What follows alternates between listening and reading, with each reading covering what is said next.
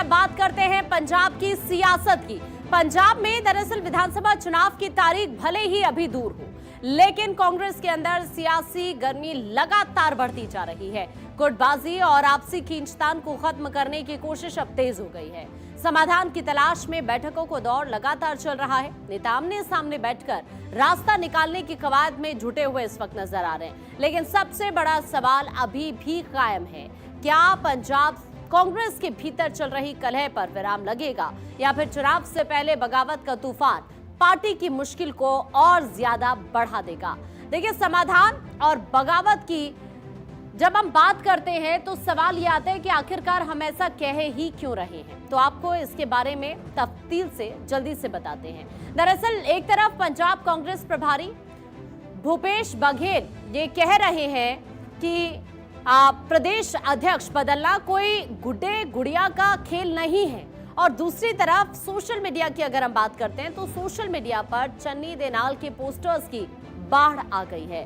तो पंजाब कांग्रेस की जो कलह है वो इस वक्त खुलकर सभी के सामने है, यानी दिल्ली समझौते का रास्ता अभी फिलहाल तलाश रही है। तो पंजाब में शक्ति प्रदर्शन का एक नया अध्याय भी लिखा जा रहा है। सवाल ये है कि क्या ये सिर्फ समर्थकों का जोश है या फिर हाईकमान को खुला सियासी संदेश है। सवाल ये भी है कि आखिरकार पंजाब कांग्रेस में क्या हुआ है। दरअसल पंजाब कांग्रेस के जो प्रभारी हैं भूपेश बघेल, उन्होंने 6 दिन तक पंजाब का दौरा किया। इस दौरान उन्होंने प्रदेश के लगभग सभी बड़े नेताओं से अलग अलग मुलाकातें की, 1-to-1 बातचीत की और उसके बाद अपनी रिपोर्ट संगठन महासचिव केसी वेणुगोपाल को सौंप दी। रिपोर्ट में क्या सिफारिश है, इसका खुलासा हालांकि अभी तक नहीं हुआ है, लेकिन रिपोर्ट सौंपने के बाद भूपेश बघेल का एक स्टेटमेंट पूरे राजनीतिक गलियारों में चर्चा का विषय बना हुआ है। उन्होंने क्लियरली ये कहा है कि प्रदेश कांग्रेस अध्यक्ष बदलना कोई गुड्डे गुड़ियों का खेल नहीं है। इस बयान को साफ संदेश माना जा रहा है कि फिलहाल अमरिंदर सिंह राजा वड़िंग को हटाने का कोई फैसला नहीं हुआ है। सबसे मुलाकात मैंने की है और उसके बाद रिपोर्ट है जीएसओ केसी वेणुगोपाल जी को मैंने रिपोर्ट सौंप दी। मैं रिपोर्ट आपको कैसे बता दूं? अच्छा, क्या नेतृत्व परिवर्तन की कोई गुंजाइश? मैं पहले ही बोल चुका, आप गुड्डा गुड्डी के खेल नहीं है।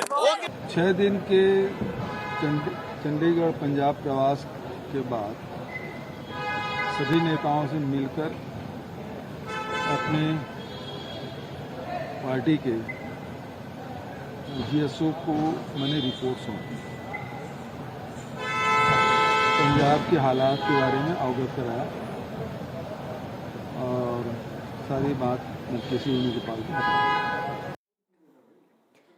भूपेश बघेल के 2 दिन में आए 2 बयानों के विरोधाभास को विपक्ष ने लपक लिया है। बीजेपी ये पूछ रही है कि भूपेश बघेल के इन 2 बयानों से क्या साबित होता है, या तो वो पहले गलत थे या अब गलत है, या फिर समीक्षा का मतलब है कि कांग्रेस में गुड्डे गुड़िया का खेल इस वक्त चल रहा है।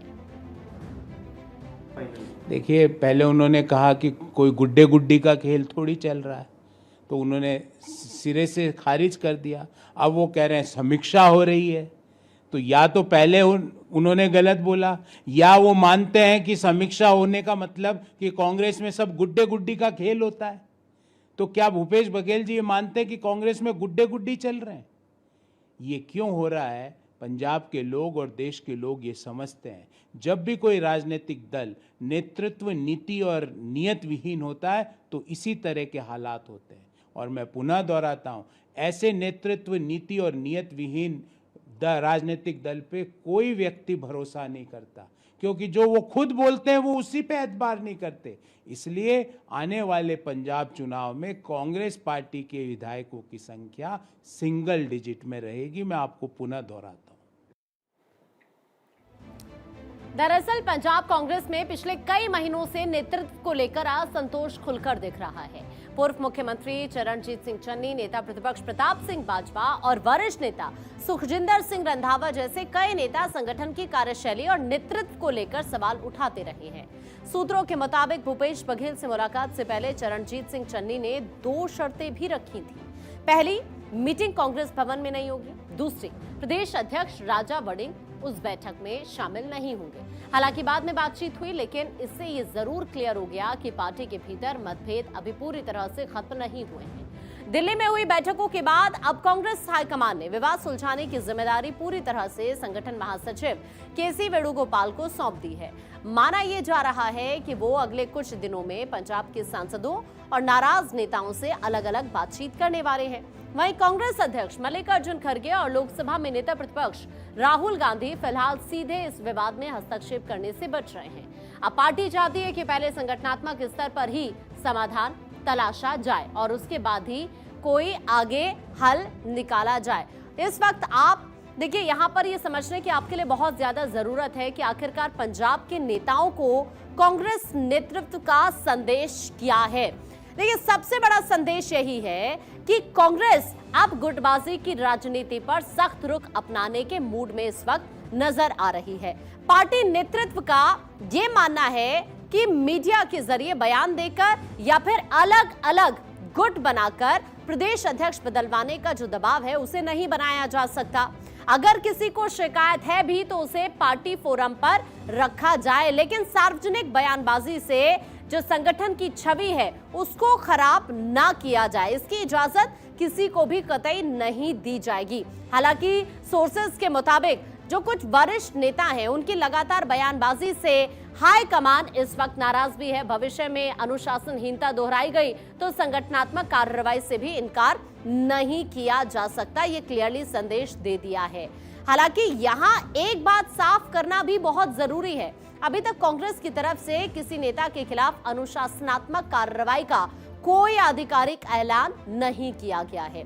इसी तरह भूपेश बघेल की रिपोर्ट भी सार्वजनिक नहीं हुई है और इसीलिए ये कहना कि किसी नेता को हटाया जाएगा या किसी पर कार्रवाई तय हो चुकी है, फिलहाल तथ्यों के आधार पर सही नहीं होगा।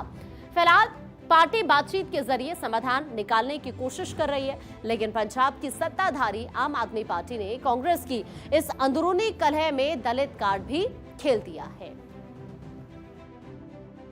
देखिए, कांग्रेस के अंदर सर फुटव्वल लड़ाई झगड़ा चलता रहता है, इसमें कोई नई बात नहीं है। लेकिन कहीं भी हो, कोई भी हो, एक दलित नेता के लिए इस तरह के शब्दों का प्रयोग करना, ये भूपेश बघेल जी ने ठीक नहीं किया।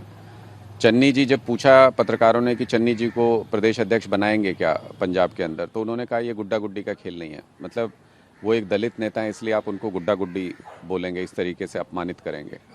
तो मुझे लगता है कि ये इन लोगों को खुद ही समझना चाहिए कांग्रेस पार्टी के अंदर दलितों का क्या सम्मान है, एससी वर्ग को कितना महत्व दिया जाता है। ये इनकी इन हरकतों से पता चलता है, इनकी इन बातों से पता चलता है। और बहुत ही दुर्भाग्यपूर्ण है कि ये लोग आपस में, पंजाब के लिए कोई नहीं लड़ रहा है इनमें से, ये लोग कुर्सी के लिए लड़ रहे हैं। पर इनसे कोई ये तो पूछे कि कुर्सी लाने के लिए उतनी सीटें भी तो लानी पड़ेंगी, तब तो सीएम की कुर्सी आएगी। सीटें कहाँ आ रही हैं? सीटें तो कांग्रेस की कहीं आ नहीं रही पंजाब के अंदर, और ये लड़े जा रहे हैं। और इस लड़ाई झगड़े में सबसे दुर्भाग्यपूर्ण बात यही है कि एक दलित एससी वर्ग से आने वाले नेता को भूपेश बघेल जी गुड्डा गुड्डी कह के जिस तरीके से संबोधित कर रहे हैं वो बेहद अपमानजनक है। और किसी भी ऐसे समुदाय के व्यक्ति को महज इसलिए कि वो उस वर्ग से आता है, उसको इस तरीके से अपमानित करना बिल्कुल भी सही नहीं है और बर्दाश्त नहीं किया जाना चाहिए। उत्तर प्रदेश के स्पीकर सतीश महाना ने एक बयान दिया था। तो देखिए, पंजाब के अंदर दलित वोट बैंक निर्णायक है। 2011 की जनगणना के मुताबिक पंजाब की अगर हम बात करते हैं तो यहाँ पर करीब 32% दलित आबादी जो करीब है, अगर आप उसको देखेंगे तो वो लगभग है 65 से 70 लाख के आसपास जो मतदाता यहाँ पर दलित है। 117 में से 34 सीटें एससी आरक्षित है, लेकिन उनका जो राजनीतिक असर है वो करीब 70 से 80 विधानसभा सीटों के नतीजे को प्रभावित जरूर कर सकता है। अब पंजाब कांग्रेस में इस वक्त बगावत की स्थिति बनी हुई है। सवाल बहुत सारे हैं। सवाल सबसे बड़ा इस वक्त ये है कि क्या सिर्फ मीटिंग्स और बातचीत से पंजाब कांग्रेस की जो गुटबाजी है क्या वो खत्म हो जाएगी? क्या आप चरणजीत सिंह चन्नी, राजा वड़िंग, प्रताप सिंह बाजवा और दूसरे नेता एक मंच पर नजर आएंगे क्या साथ में, या फिर चुनाव से पहले ये जो अंदरूनी खींचतान है कांग्रेस की सबसे बड़ी चुनावी कमजोरी बन जाएगी? ये इस वक्त सबसे बड़े सवाल बने हुए हैं। ਅਸੀਂ ਕਈ ਲੀਡਰਾਂ ਨੂੰ ਅੱਜ ਜਾਂ ਕਹੋ ਲੀਡਰ ਨਹੀਂ, ਅਸੀਂ ਵਰਕਰ ਹੀ ਹੈ ਪਾਰਟੀ ਦੇ, ਤਾਂ ਸਾਨੂੰ ਇੱਥੇ ਬੁਲਾਇਆ ਗਿਆ ਸੀ।